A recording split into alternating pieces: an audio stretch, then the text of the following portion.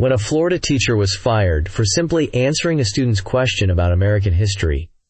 Her tearful viral video expressing fear for her future reached Congress, prompting Jasmine Crockett to directly confront the policy's architect, Ron DeSantis, on the national stage. Within an hour, the clip of the confrontation was inescapable.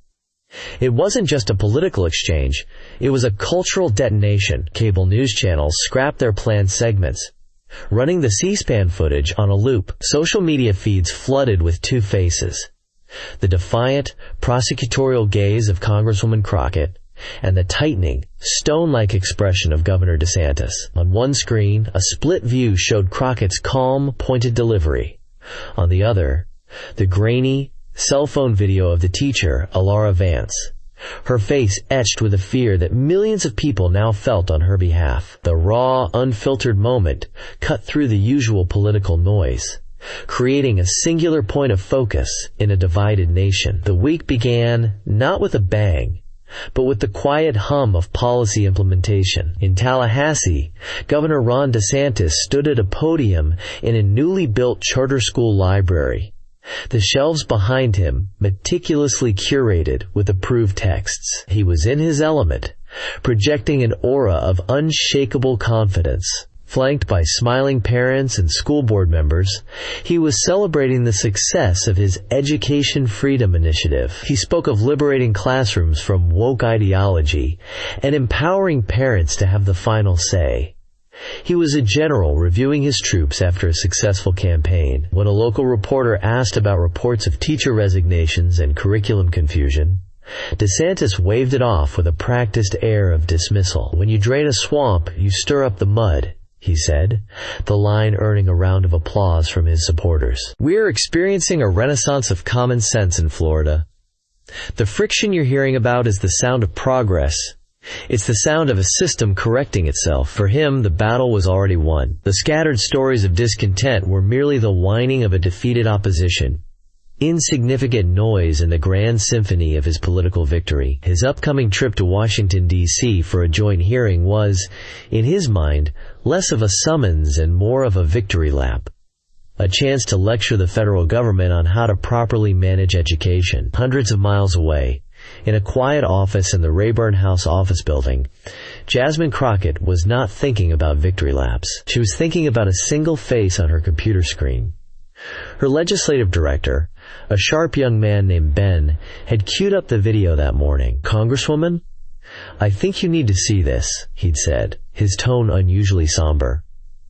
The video was shaky, clearly filmed on a phone propped up on a dashboard. It showed a woman, maybe in her late 40s, with kind eyes now red-rimmed from crying. This was Alara Vance, an 11th grade history teacher from a suburban county just outside Orlando.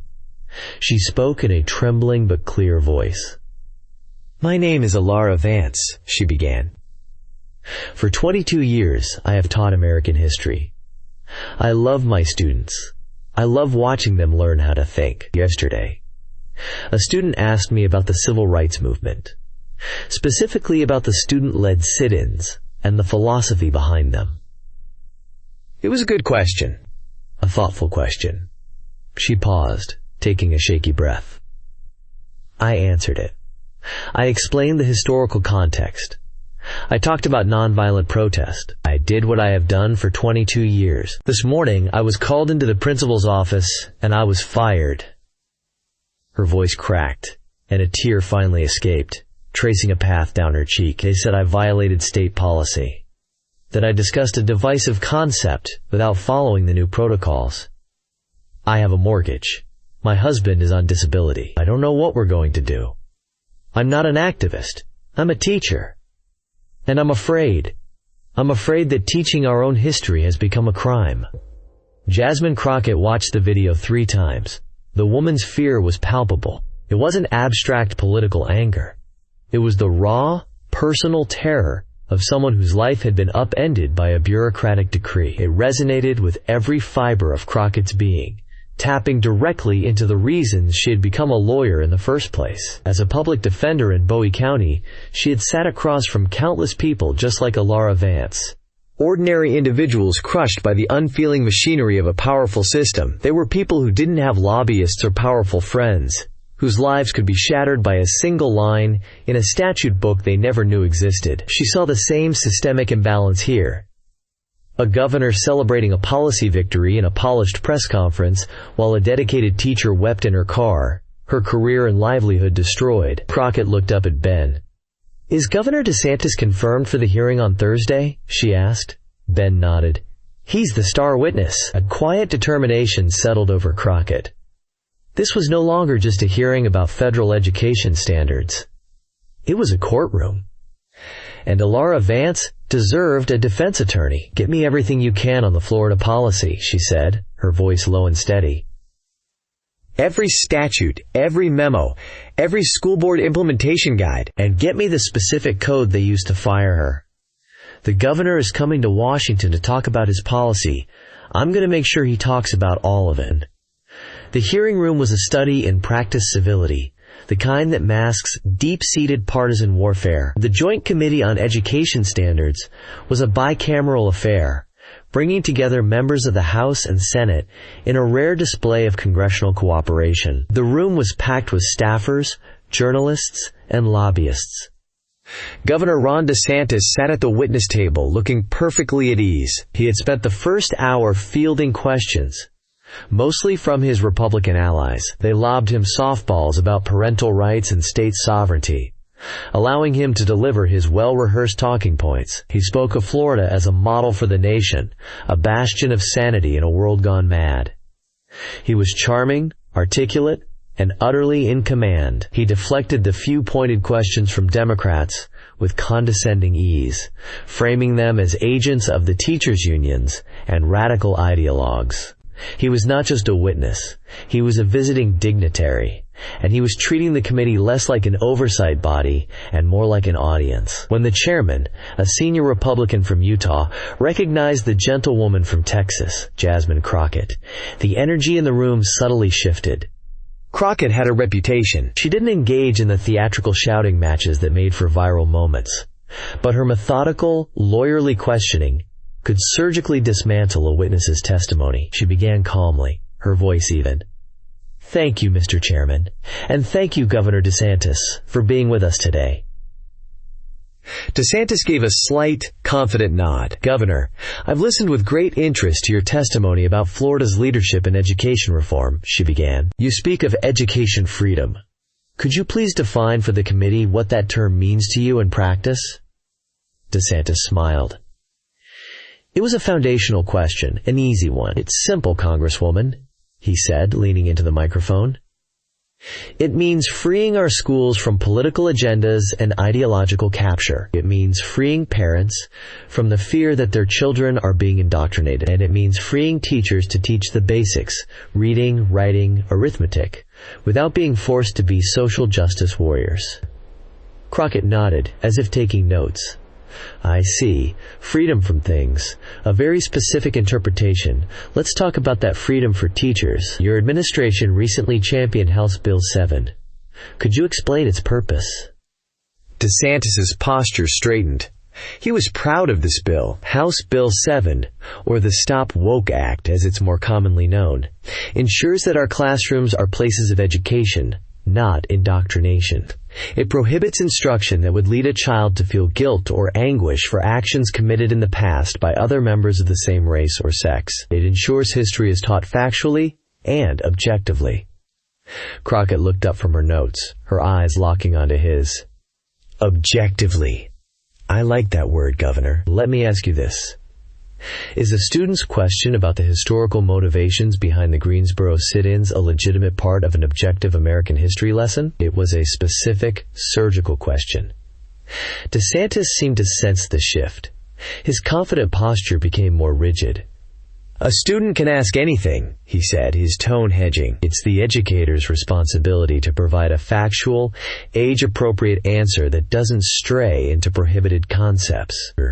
"Prohibited concepts." Crockett repeated the phrase slowly, letting it hang in the air. "Let's be specific, Governor. Is the concept of nonviolent civil disobedience, as practiced by civil rights activists, a prohibited concept in the state of Florida?" A murmur went through the audience. DeSantis's face tightened. He was being led into a trap. "Of course not," he snapped, a hint of irritation in his voice. "We encourage teaching about the triumphs of the civil rights movement." Crockett leaned forward. "Then why, Governor, was a woman named Elara Vance, a 22-year veteran teacher in Orange County, fired last week for doing exactly that?" DeSantis's eyes narrowed.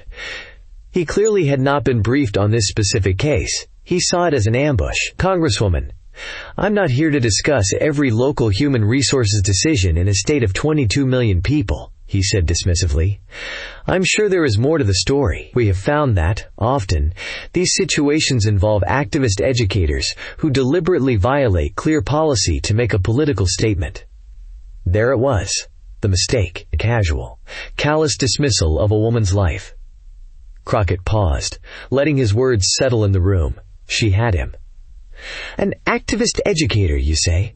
Someone looking to make a political statement. Governor, you speak of objectivity, but you just passed a very subjective judgment on a woman you've never met, whose story you admit you do not know." She glanced at the committee chairman. "Mr. Chairman, with your permission, I would like to play a 60-second video for the governor. I believe it provides the more to the story that he's looking for." Before the chairman or DeSantis could formulate a strong objection, Crockett nodded to her aide. The large screens on either side of the dais, which had been showing the C-SPAN feed, flickered and changed. Suddenly, the entire hearing room was filled with the image of Elara Vance, sitting in her car, her face a portrait of fear and disbelief. Her trembling voice filled the cavernous space, overriding all other sound. "My name is Elara Vance. For 22 years I have taught American history." The room fell utterly silent. Members of Congress, staffers, and journalists were transfixed. The polished artifice of the hearing was shattered by this raw display of human pain.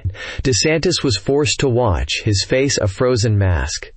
He could not look away without appearing weak. He had to sit there as Elara's voice recounted the simple question from her student, her professional answer, and the life-altering consequence. The video ended with her devastating, quiet confession. "I'm not an activist. I'm a teacher, and I'm afraid."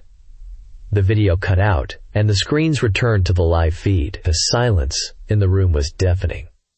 Every eye was on Jasmine Crockett. She did not raise her voice. She did not preen for the cameras. She simply turned her gaze back to the governor, her expression one of cold, controlled fury.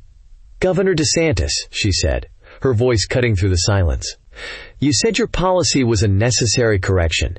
You just called this woman, Mrs. Elara Vance, an activist educator. I want you to look at her face on that screen." She gestured to the monitor, where a still frame of Elara's tear-streaked face now lingered. "Look at her face, and tell this committee what part of her fear is a necessary correction for America's children." The question landed like a physical blow. Ron DeSantis, the confident culture warrior, was speechless. He opened his mouth, then closed it. He looked to the Republican chairman for help. But the chairman was staring down at his own desk, refusing to make eye contact. The governor, who had built a political empire on his ability to dominate any exchange, had no answer. He had been so focused on the abstract principles of his political war that he was utterly unprepared to confront the human cost. He started to stammer, "Well, Congresswoman, as I said, the specifics of personnel matters." Crockett cut him off, her voice sharp as glass. "It is no longer a personnel matter, Governor. You made it a policy matter. You made it a national matter when you came into this chamber to lecture the country on freedom. Her fear is a direct product of your policy. So I ask you again, what part of that is necessary?" The governor sat in stunned silence, the cameras broadcasting his frozen, defeated expression to the entire world. Jasmine Crockett held his gaze for a few more seconds, then turned back to the chairman. "I yield back my time." Jasmine Crockett walked back to her seat with a quiet, deliberate composure, not once looking back at the witness table. She sat down, straightened the papers in front of her, and took a sip of water, her hands perfectly steady. The silence in the room broke into a wave of chaotic noise.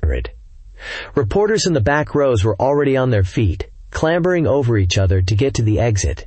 fingers flying across their phones as they dictated the scene to their editors. The committee chairman, a flustered man who had clearly lost control, banged his gavel weakly. "Order! The committee will have order," he pleaded. But his voice was lost in the din. He shot a panicked look at the ranking Democratic member, who simply gave a slight, almost imperceptible shrug, as if to say, "This is your hearing." Ron DeSantis remained frozen for a moment longer, a rictus of a smile plastered on his face, a desperate attempt to project an authority he no longer possessed. His press secretary scrambled to his side, whispering furiously in his ear. The governor nodded stiffly, gathered his papers with jerky movements, and, without another word to the committee, turned and made a hasty exit through a side door, a phalanx of aides forming a protective bubble around him. His retreat was not a strategic withdrawal, it was a rout. The moment Crockett stepped out of the hearing room, she was engulfed. A wall of microphones, cameras, and shouting reporters pressed in on her. "Congresswoman, what was your goal today? Did you plan to confront the governor? Have you spoken to the teacher?"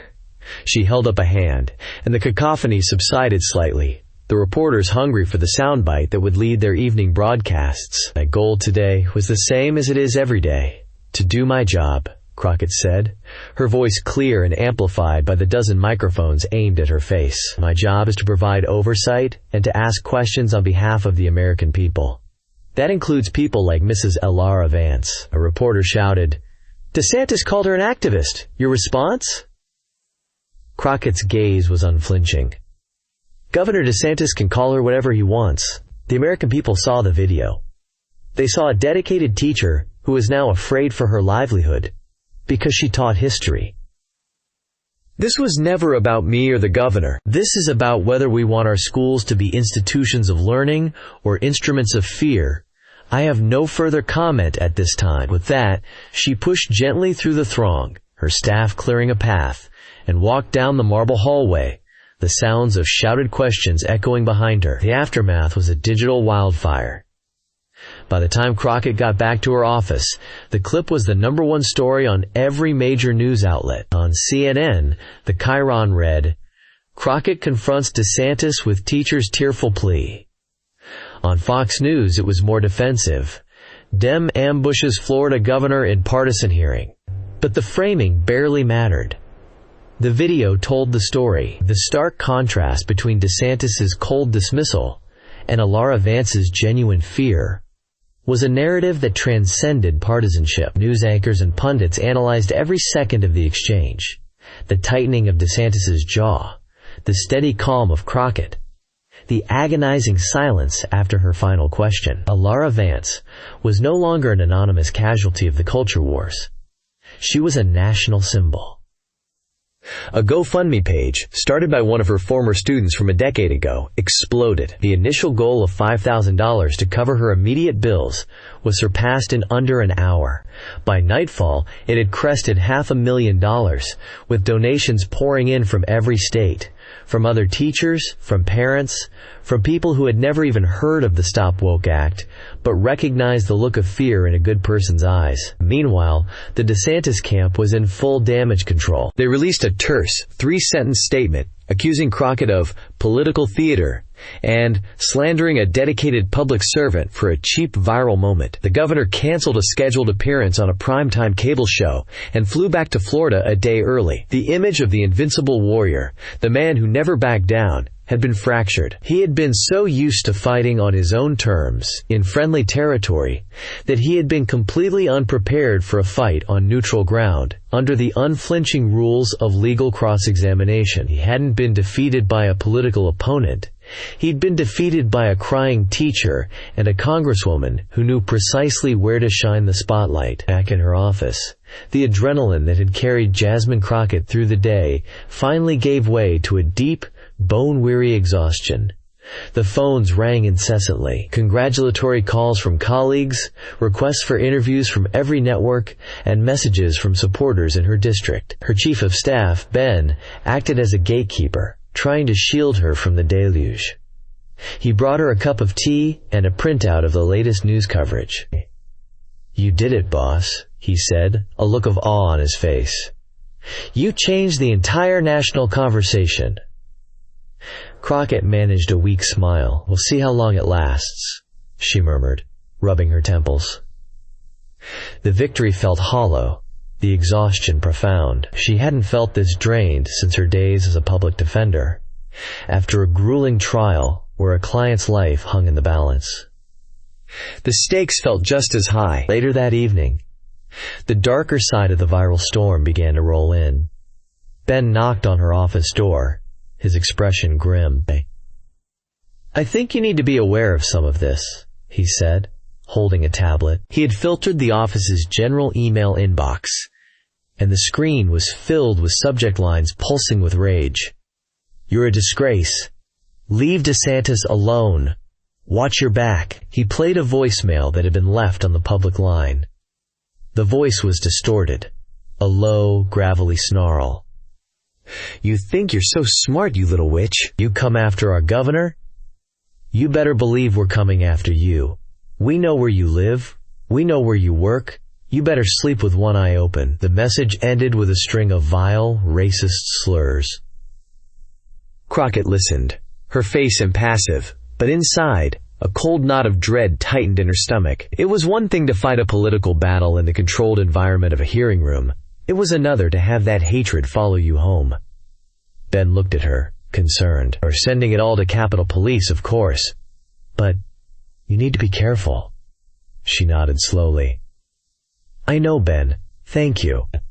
She stayed late that night, long after her staff had gone home, the silence of the office a stark contrast to the noise of the day. She finally picked up her phone and called the one person she knew would understand both the pride and the fear of this moment. "Hi, Mama," she said, her voice softer than it had been all day. Her mother's voice came through the speaker, warm and worried. "Jasmine, baby, I saw you on the news. I saw it all. Oh, I am so proud of you. You stood up to that bully and you didn't even flinch."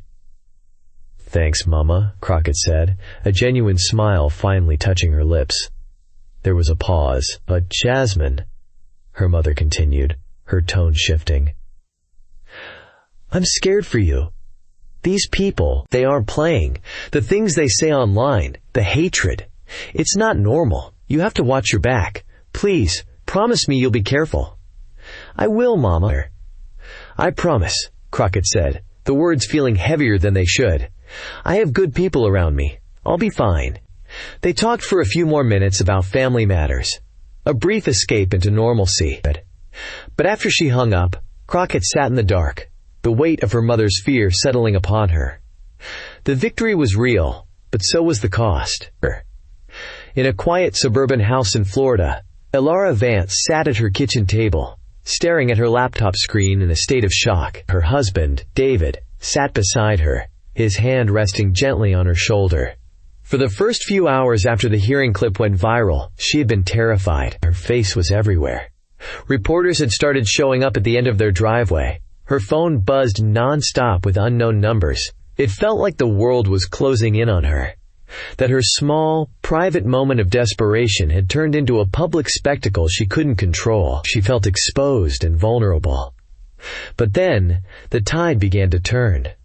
Her former student, Marcus, called her. "Mrs. Vance, did you see the GoFundMe? We're trying to help." She hadn't. He sent her the link. She clicked on it, expecting to see a few $100s. The numbers she saw made her gasp. It was climbing by thousands of dollars every few minutes. She scrolled through the comments, her eyes filling with tears again, but this time they were tears of gratitude. "Thank you for your courage. From a fellow teacher in California, we stand with you. You taught my daughter in 2012. You changed her life. It's our turn to help you. Don't let them silence you." David squeezed her shoulder. "You see, Ellie? You're not alone," he whispered. Elara looked at the screen, at the outpouring of support from thousands of strangers. The fear that had gripped her so tightly since she was fired began to recede, replaced by something new, something she hadn't felt in a very long time. Strength. She had been a victim. But as she watched the number on the screen tick past $700,000, she realized she was becoming something else entirely. The wave of support for Elara Vance did more than just pay her bills. It fortified her spirit. The fear that had paralyzed her was being burned away by the warmth of thousands of messages from strangers. She began to see that her story was not just her own. It was the story of countless other educators who were teaching under a cloud of intimidation, forced to self-censor, to look over their shoulders, to weigh every word for its political risk. The GoFundMe was no longer a lifeboat. It was a war chest, with David and her former student Marcus helping her navigate the flood of media requests. She agreed to her first interview, not with a major network, but with a popular education podcast hosted by a retired teacher. She wanted to speak to her peers first. The conversation, recorded from her living room, was quiet, powerful, and devastatingly honest. She didn't rail against the governor. She simply described the chilling effect of the new law, the fear of a stray question from a curious child, the impossibility of teaching history without context. That podcast episode, released a week after the hearing, became the second tremor in the earthquake Crockett had started. It was shared in private Facebook groups for teachers across the country, forwarded in email chains between university history departments, and dissected on blogs dedicated to academic freedom. It gave a voice and a vocabulary to the fear that many felt but had been unable to articulate, and it caught the attention of someone no one in Jasmine Crockett's office could have predicted. Sterling Blackwood was a lion of conservative commentary, a columnist whose twice-weekly essays were considered scripture by old-school Republicans. He had built a career defending free markets, individual liberty, and a strong national defense. He despised what he saw as wokeism, and had, in principle, supported the broad strokes of DeSantis's education agenda. But Blackwood was also a constitutional purist, and he was deeply troubled by what he was hearing. He listened to Alara Vance's podcast interview twice, his brow furrowed in concentration.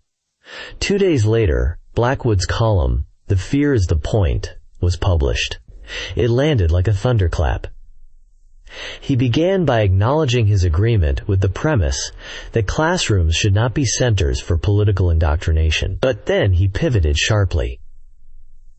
"The instruments of a free society are debate, reason, and persuasion," he wrote. "The instruments of a totalitarian state are fear, intimidation, and compelled silence. When a state government creates a system so vague and menacing that a 22-year veteran teacher is afraid to answer a student's honest question about American history, it has chosen the latter. This is not conservatism. It is authoritarianism wrapped in a flag." The goal is no longer to win the argument, but to prevent the argument from ever taking place. The fear is not a byproduct of the policy. The fear is the policy. The column sent shockwaves through the political establishment. It gave cover to moderate Republicans who were privately appalled by the governor's methods. It completely reframed the public debate. This was no longer just Jasmine Crockett, the progressive Democrat, versus Ron DeSantis, the conservative Republican. It was now a question of core American values. In Washington, Ben burst into Crockett's office, holding up his tablet with Blackwood's column on the screen. "You are not going to believe who just came to our defense," he said, grinning. Crockett read the article, her eyebrows raising in surprise. "Well," she said, leaning back in her chair, "I guess hell hasn't frozen over, but it's certainly getting chilly." She knew this was the turning point. This was the moment to define the principle, to lift the fight above the political fray and cement its meaning. She told Ben to schedule a press conference for the following day. She also made a call to Florida. The next afternoon, Jasmine Crockett stood at a lectern before a room full of cameras. But she was not alone. On a large screen behind her was a live feed of Alara Vance, seated not in her car, but in a simple office, looking composed and resolute. Crockett began. "Yesterday, a respected conservative thinker wrote that fear itself has become the purpose of certain educational policies. I agree, and that is why we are here today. This has never been about one party versus another. It's about what kind of country we want to be." She spoke for 5 minutes, her voice resonating with the authority of a lawyer making her closing argument. "We do not make our children stronger by shielding them from difficult truths. We do not honor our history by erasing the parts that make us uncomfortable, and we do not support our teachers by threatening their careers if a student asks the wrong question. A classroom should be the safest place in the world to ask a question, any question. She then turned the floor over to the image on the screen. Alara Vance looked directly into the camera.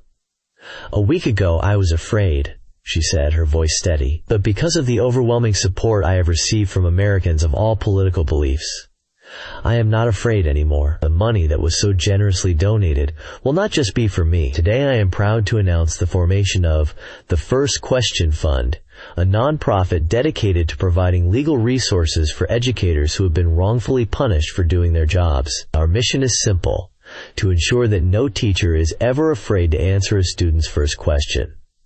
The announcement created another surge of headlines. The victim had become the advocate.